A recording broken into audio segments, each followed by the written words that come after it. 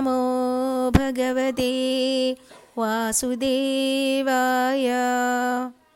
ദശകം 13 ഹിരണ്യാക്ഷവധം. വൃത്തം ശിഖരിണി. ഹിരണ്യാക്ഷം താവത് വരദഭവദന്വേഷണപരം ചരന്തം സാംവർത്തേ പയസി നിജജംഘാപരിമിതേ. ഭവദ്ഭക്തോ ഗത്വാ കപടപടുധീർനാരദമുനിഃ ശനൈരൂചേ നന്ദൻ ധനുജമഭിനിന്ദം സ്തവബലം. ഒരിക്കൽ കൂടി. ഹിരണ്യാക്ഷം താവത് വരദഭവദന്വേഷണപരം ചരന്തം സാംവർത്തേ പയസി നിജജംഘാപരിമിതേ. ഭവദ്ഭക്തോ ഗത്വാ കപടപടുധീർനാരദമുനിഃ ശനൈരൂചേ നന്ദൻ ധനുജമഭിനിന്ദം സ്തവബലം. ഹിരണ്യാക്ഷം, ആ ഹിരണ്യാക്ഷനെ. താവത് വരദ, അപ്പോൾ ഹേ വരദ, വരം നൽകുന്ന ഹേ ഭഗവാനെ. ഭവത് അന്വേഷണ പരം, അങ്ങയെ അന്വേഷിക്കുന്നതിൽ തൽപരനായി. ചരന്തം സംവർത്തേ പയസി, ആ പ്രളയജലത്തിൽ ചരിക്കുന്നവനായ. നിജജംഘാ പരിമിതേ, ജംഘം എന്നാൽ കണങ്കാൽ, കണങ്കാലോളം പരിമിതമായ. ഭവത് ഭക്തോ, അങ്ങയുടെ ഭക്തനായ. ഗത്വാ കപട പടുധീർ നാരദമുനിഃ, കപടതയിൽ സാമർഥ്യമുള്ള നാരദമുനി പോയിട്ട്. ശനൈ ഊചേ, പതുക്കെ പറഞ്ഞു. എന്തു പറഞ്ഞു? നന്ദൻ ധനുജം അഭിനിന്ദൻ സ്തവ ബലം. ധനുജനെ, അതായത് ആ ഹിരണ്യാക്ഷനെ പ്രശംസിച്ചും അങ്ങയുടെ ബലത്തെ നിന്ദിച്ചും കൊണ്ട് പറഞ്ഞു. ഇനി പൂർണ്ണമായ അർത്ഥം എന്താണെന്ന് നോക്കാം ഈ ശ്ലോകത്തിന്റെ. സർവവരദനായ ശ്രീ ഗുരുവായൂരപ്പ, അപ്പോൾ തൻ്റെ കണങ്കാലോളം മാത്രം ആഴമുള്ള ആ പ്രളയ ജലത്തിൽ അങ്ങയെ അന്വേഷിക്കുന്നതിൽ തൽപരനായി സഞ്ചരിക്കുന്ന ആ ഹിരണ്യാക്ഷൻ എന്ന ദൈത്യനെ സമീപിച്ച് കപടപടു ബുദ്ധിയുള്ള ശ്രീ നാരദമുനി ദൈത്യനെ പ്രശംസിച്ചും അങ്ങയുടെ ബലത്തെ നിന്ദിച്ചുകൊണ്ടും പതുക്കെ പറഞ്ഞു. തൻ്റെ ബലത്തെ പ്രശംസിച്ചു സർവശക്തനായ ഭഗവാന്റെ ബലത്തെ നിന്ദിച്ചും, അതായത് ഇകഴ്ത്തിയും പറഞ്ഞത് കേട്ട് ആ ദൈത്യൻ സന്തുഷ്ടനായി. അവന്റെ യുദ്ധോത്സുകത വർദ്ധിച്ചു. നാരദ പണി എന്നൊക്കെ നാം കേട്ടിട്ടില്ലേ? ഇങ്ങനെ യുദ്ധോത്സുകനായ ദുഷ്ടദൈത്യനെ ഭഗവാനെതിരെ തിരിപ്പിച്ച് നശിപ്പിക്കുക തന്നെ തന്ത്രം. ഇത്തരം തന്ത്രത്തിൽ നാരദ ഋഷി ഒരു പടുബുദ്ധിയാണെന്ന് വിവക്ഷ. ദശകം 13 ശ്ലോകം 2. സമായാവി വിഷ്ണുർ ഹരതി ഭവദീയാം വസുമതീം പ്രഭോ കഷ്ടം കഷ്ടം കിമിദമിതി തേനാഭിഗതിതഃ. നദൻ ക്വാസൗ ക്വാസൗ ഇതി സമുനിനാ ദർശിതപഥോ ഭവന്തം സംപ്രാപദ ധരണിധരമുദ്യന്തമുദകാദ. ഒരിക്കൽ കൂടി. സമായാവി വിഷ്ണുർ ഹരതി ഭവദീയാം വസുമതീം പ്രഭോ കഷ്ടം കഷ്ടം കിമിദമിതി തേനാഭിഗതിതഃ. നദൻ ക്വാസൗ ക്വാസൗ ഇതി സമുനിനാ ദർശിതപഥോ ഭവന്തം സംപ്രാപദ ധരണിധരമുദ്യന്തമുദഗാത്.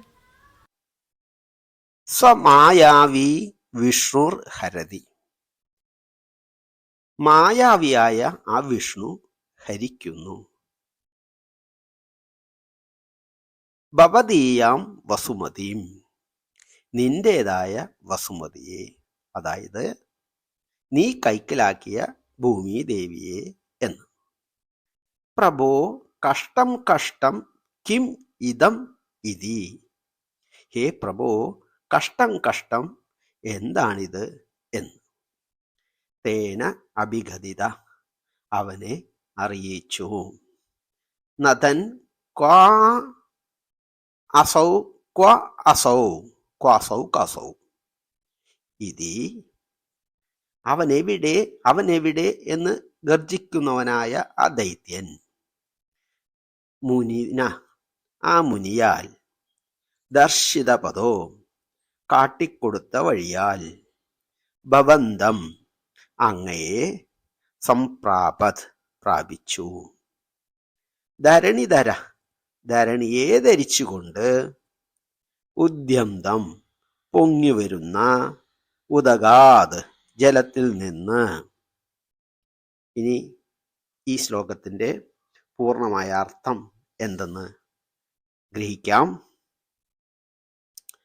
ആ മായാവിയായ വിഷ്ണു ഭവാന്റെ മാത്രമായ വസുമതിയെ അപഹരിക്കുന്നു. ഹേ പ്രഭോ, കഷ്ടം കഷ്ടം എന്താണിത് എന്നിങ്ങനെ ആ ഹിരണ്യാക്ഷനെ മുനി അറിയിച്ചു.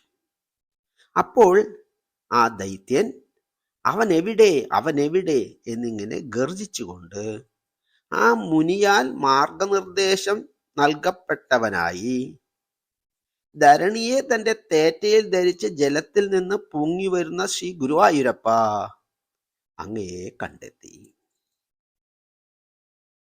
ഭഗവാനെ അന്വേഷിക്കുന്നവനാണ് ഈ ദൈത്യൻ. എന്നാൽ ദൈത്യന് സംരംഭയോഗം ആണ്, അതായത് ശത്രുയോഗമാണ്, ശത്രുഭാവനയാണ് ഭഗവത് ദർശനത്തിന് ശ്രീഹരി കനിഞ്ഞരുളിയത്. ആ ഭഗവത് ദർശന പാന്താവിലേക്ക് നയിക്കാനും ജ്ഞാനിയായ ഒരു ഗുരു ആവശ്യം തന്നെയാണ്. ശ്രീ നാരദമുനി ഹിരണ്യാക്ഷന്റെ മോക്ഷമാർഗത്തിനും വഴികാട്ടിയായി ഇവിടെ വർത്തിക്കുന്നു. ഉത്തമനായ ഒരു ഗുരുശ്രേഷ്ഠന്റെ ഭാവത്തിൽ. ശ്ലോകം 3.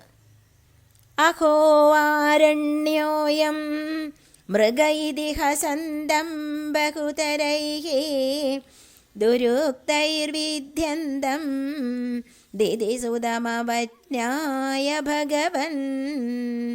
മഹീം ദൃഷ്ട്വാ ദംഷ്ട്രാ ശിരസി ചകിതാം സ്വേന മഖസാ പയോധൗ ആധായ പ്രസഭമുദയുങ്ധാമൃതവിധൗ. ഒരിക്കൽ കൂടി.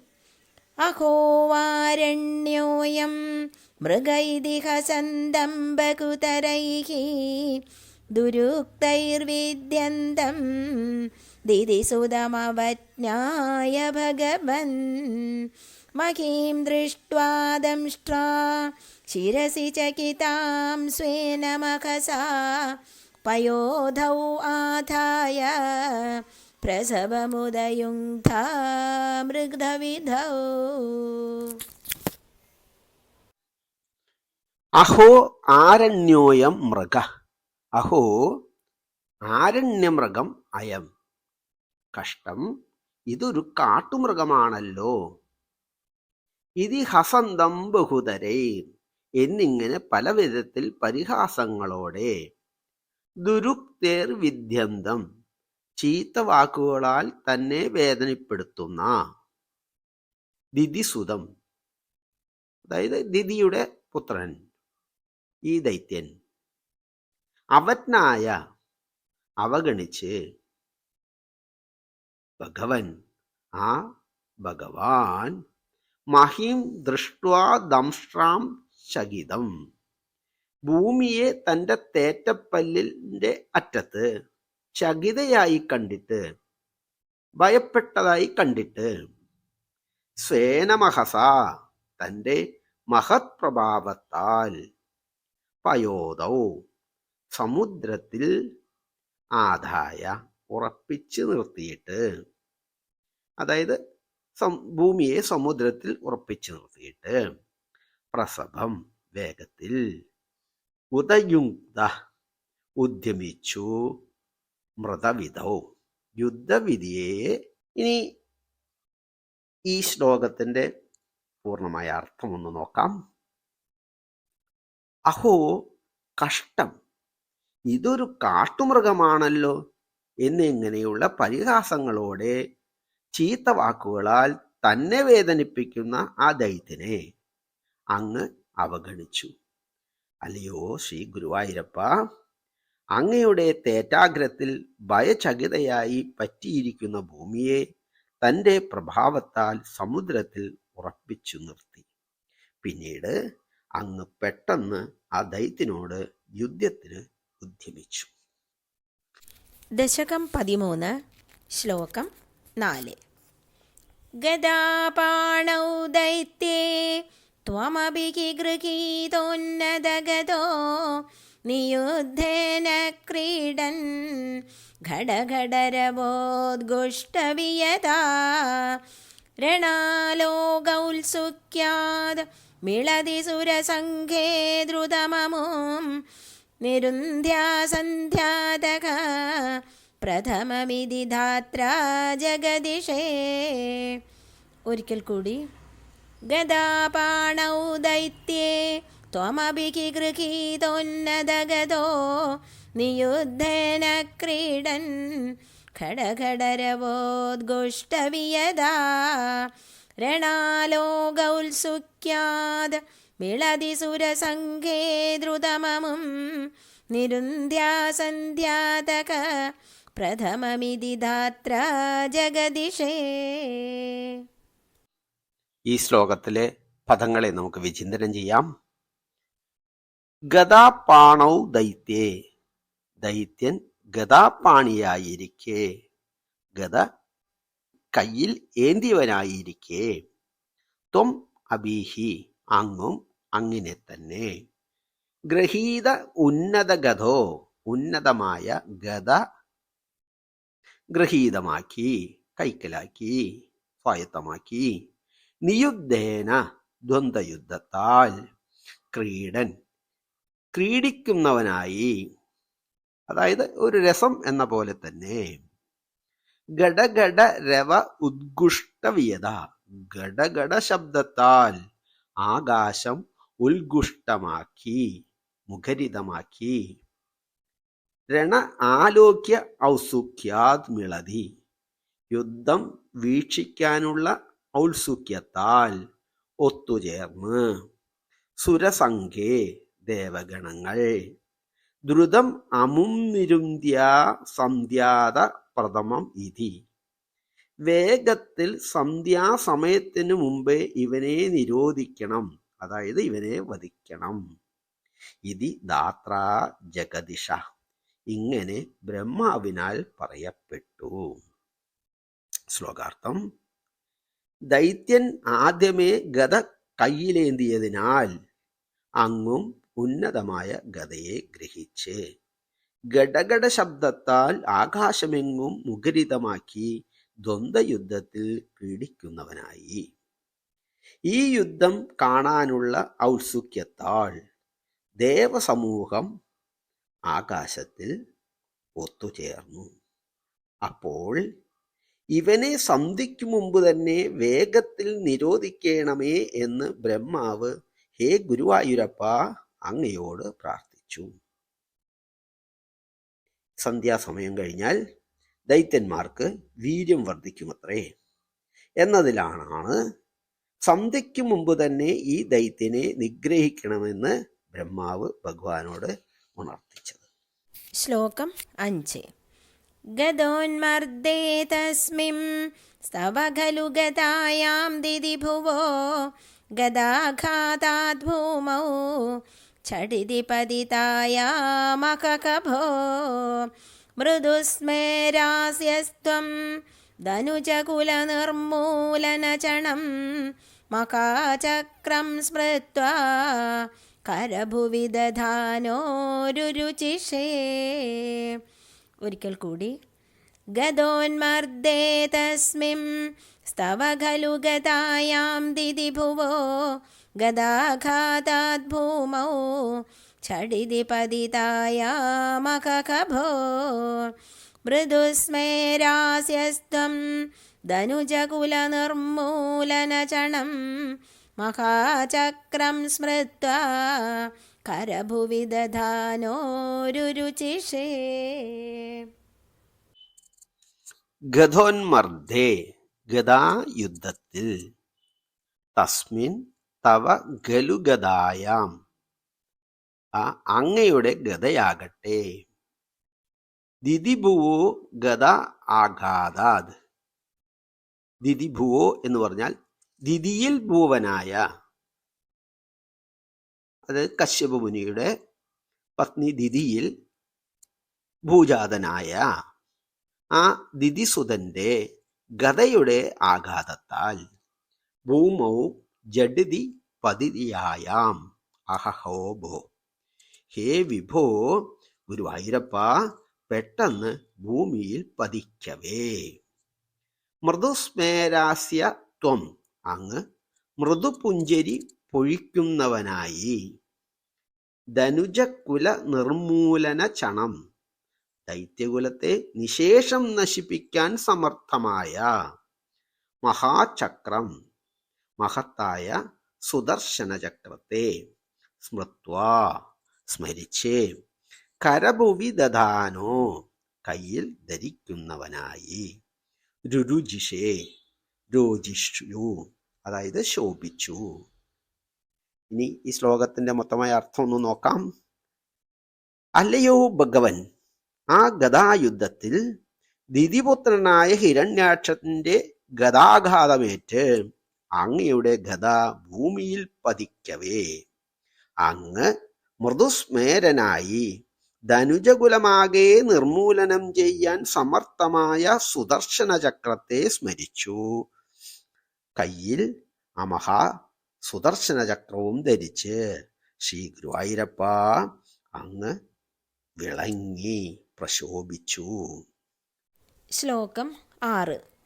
തദശൂലം കാലപ്രതിമരുഷിദൈത്യേ വിസൃജതി ത്വയി ചിന്തത്യേനദ് കരകലിതചക്രപ്രകരണാദ് സമാരുഷ്ടോ മുഷ്ട്യാ സഖലു വിതുദം സ്ത്വാം സമതനോദ് ഗളന്മായേ മായാഃ ത്വയി കില ജഗന്മോഹനകരീഃ.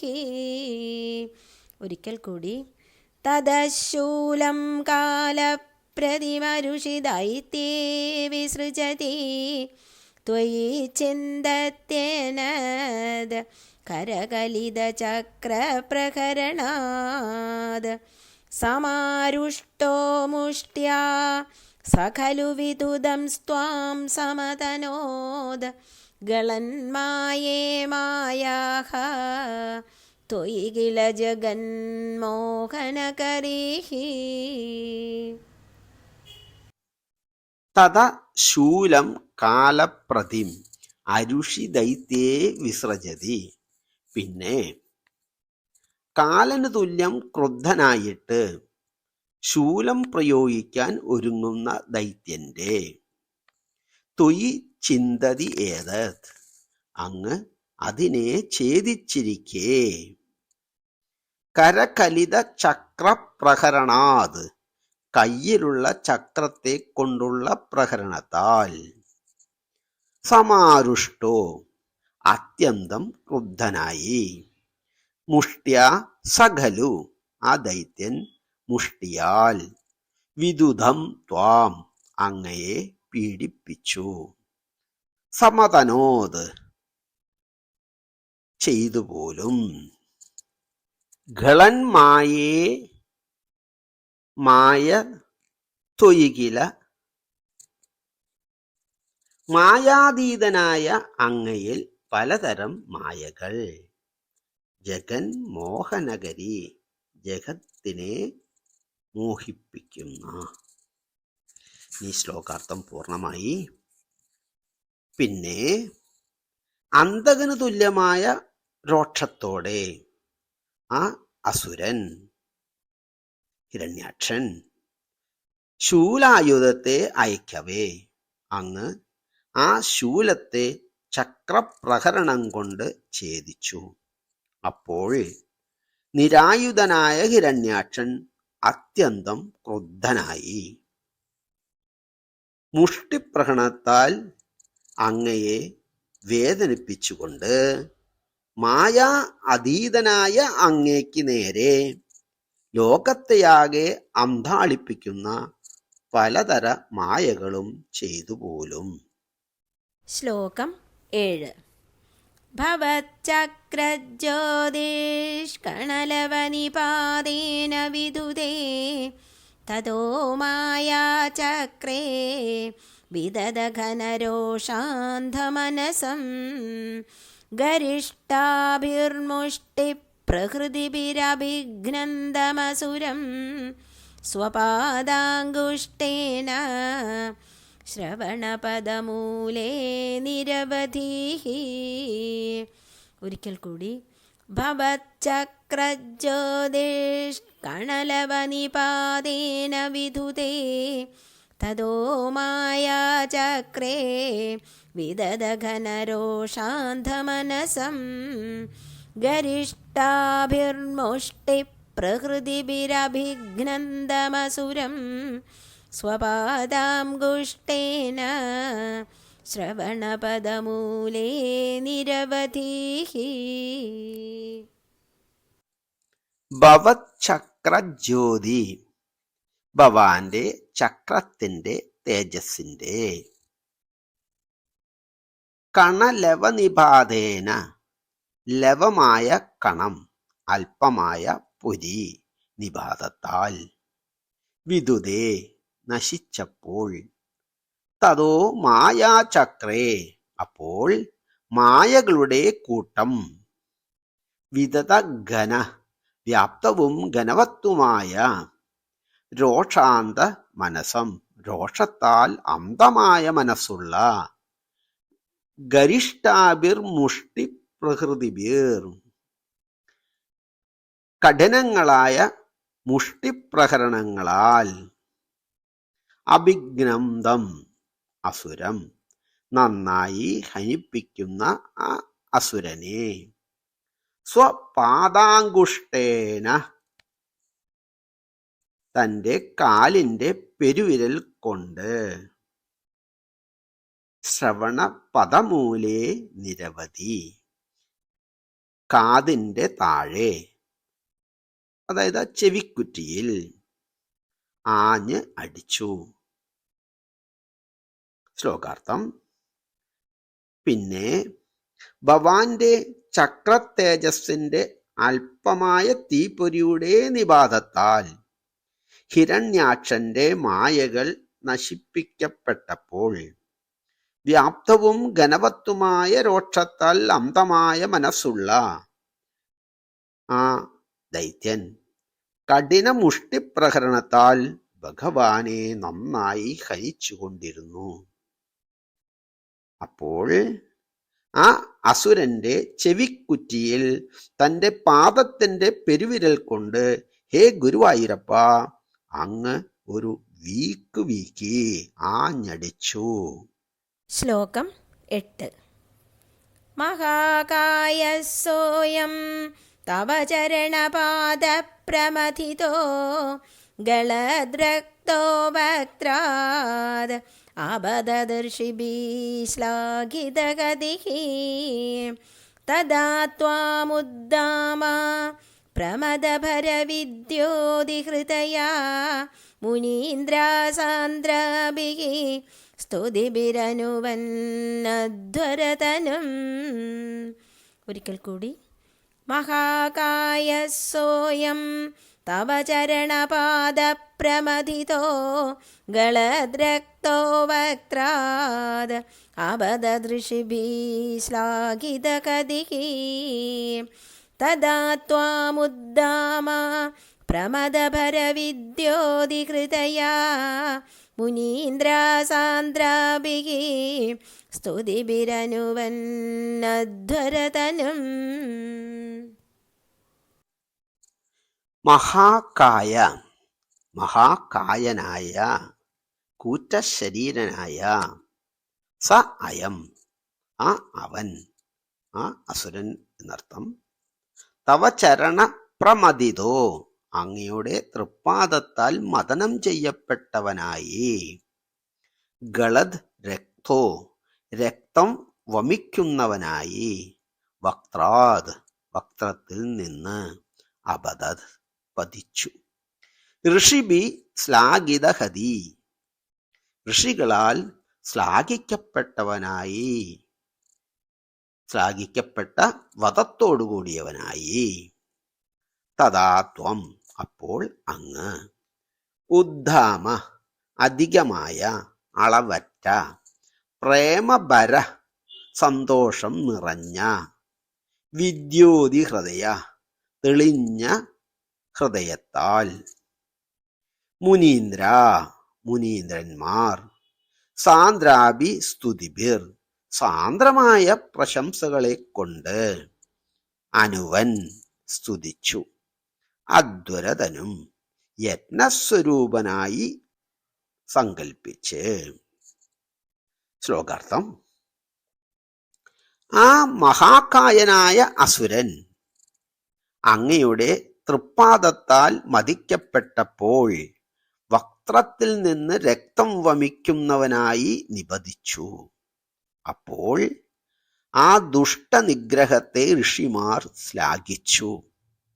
മുനിശ്രേഷ്ഠന്മാർ അധികമായ സന്തോഷഭാരത്താൽ തെളിഞ്ഞ ഹൃദയവുമായി യജ്ഞമൂർത്തിയായി സങ്കൽപ്പിച്ച് പ്രശംസാവചനങ്ങളാൽ അങ്ങയെ സ്തുതിച്ചു. ശ്ലോകം 9. ത്വജിച്ഛന്ദോ രോമസ്വഭികുശഗണചക്ഷുഷി ഘൃതം ചതുർഹോതാരോക്രൗ സൃഗഭിവദനേ ചോദരയിടാ ഗ്രഹാജിഹ്വായാം തേ പരപുരുഷകർണേ ചമസാ വിഭോ സോമോ വീര്യം ഭരതഗളദേശേപ്യുപസദഃ. ഒരിക്കൽ കൂടി. ത്വജിച്ഛന്ദോ രോമസ്വഭികുശഗണ ചക്ഷുഷി ഘൃതം ചതുർഹോതാരോക്രൗ സൃഗഭിവദനേ ചോദരയിടാ ഗ്രഹാജിഹ്വായാം തേ പരപുരുഷകർണേ ചമസാ വിഭോ സോമോ വീര്യം ഭരതഗളദേശേപ്യുപസദഃ. ത്വജി ചന്തോ, ത്വക്കിന്റെ സ്ഥാനത്ത് ഛന്ദസ്സുകൾ. രോമസ്വ അഭി കുശഗണ, അങ്ങയുടെ രോമങ്ങളിൽ ദർഭക്കൂട്ടങ്ങൾ. അതായത് രോമത്തിന്റെ സ്ഥാനങ്ങളിൽ ദർഭ പുല്ലുകളാണ്. ചക്ഷുഷി ഘൃതം, കണ്ണുകളിൽ ഘൃതം. ഘൃതം എന്ന് പറഞ്ഞാൽ നെയ്യ്. ചതുർഹോധാര അങ്ക്രൗ, കാലിൽ 4 ഹോതാക്കൾ.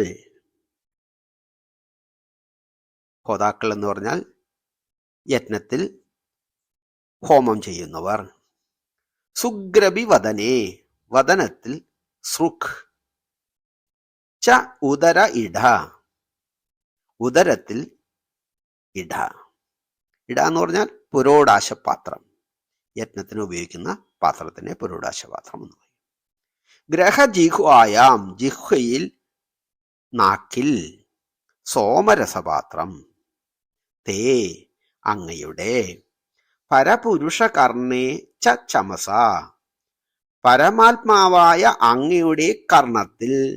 ചമസങ്ങൾ, ചമസം എന്ന് പറഞ്ഞാൽ ഹോമത്തിൻ്റെ ഇടയ്ക്കൊക്കെ ഉപയോഗിക്കുന്ന ഭക്ഷ്യപാത്രങ്ങൾ. വിഭോ സോമ വീര്യം, ഹേ വിഭോ അങ്ങയുടെ വീര്യത്തിൽ സോമരസം. ഗളദേശേ അഭി ഉപസത, ഗളദേശത്തിൽ അതായത് കണ്ഠത്തിൽ ഉപസത്തുകൾ വിളങ്ങുന്നു. ശ്ലോകാർത്ഥം: ഹേ അല്ലയോ പരപുരുഷ, അങ്ങയുടെ ത്വക്കിൽ ഛന്ദസ്സുകൾ സ്ഥിതി ചെയ്യുന്നു. വിഭുവായ ശ്രീ ഗുരുവായൂരപ്പ, അങ്ങയുടെ രോമങ്ങളിൽ ദർഭപ്പുല്ലിന്റെ കൂട്ടവും കണ്ണിൽ ഘൃതവും സ്ഥിതി ചെയ്യുന്നു. വരദനായ ഹേ ഭഗവൻ, അങ്ങയുടെ തൃപ്പാദങ്ങളിൽ 4 ഹോതാക്കളും മുഖത്തിൽ സ്രുവവും. ആദ്യം കോരി ഹോമിക്കാൻ ഉപയോഗിക്കുന്ന ചെറിയ തവിയാണ് സ്രുവം എന്ന് പറയുന്നത്. ഉദരത്തിൽ പുരോടാശ പാത്രങ്ങളും ജിഹ്വയിൽ സോമരസ പാത്രങ്ങളും കാതിൽ ചമസങ്ങളും. ചമസം എന്ന് പറഞ്ഞാൽ ഹോമത്തിലേക്ക് പ്രസാദം എടുത്തു വയ്ക്കുന്ന പാത്രം. വീര്യത്തിൽ സോമരസവും കണ്ഠദേശത്തിൽ ഉപനിഷത്തുക്കളും സ്ഥിതി ചെയ്യുന്നു. ശ്ലോകം 10.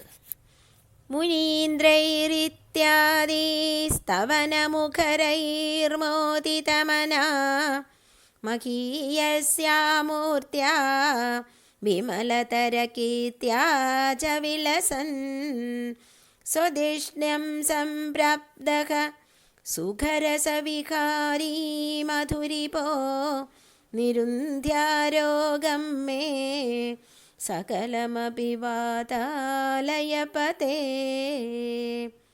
ഒരിക്കൽ കൂടി. മുനീന്ദ്രൈരിത്യാദി സ്തവനമുഖരൈർമോദിതമനാ മഹീയസ്യാമൂർത്യാ വിമലതരകീർത്യാ ച വിലസൻ സ്വധിഷ്ണ്യം സംപ്രാപ്തഃ സുഖരസവികാരീ മധുരിപോ നിരുന്ധ്യാരോഗം മേ സകലമപി വാതാലയപതേ. സർവത്ര ഗോവിന്ദനാമസങ്കീർത്തനം. ഗോവിന്ദ ഗോവിന്ദ. ശ്രീ ഗുരുവായൂരപ്പ ശരണം.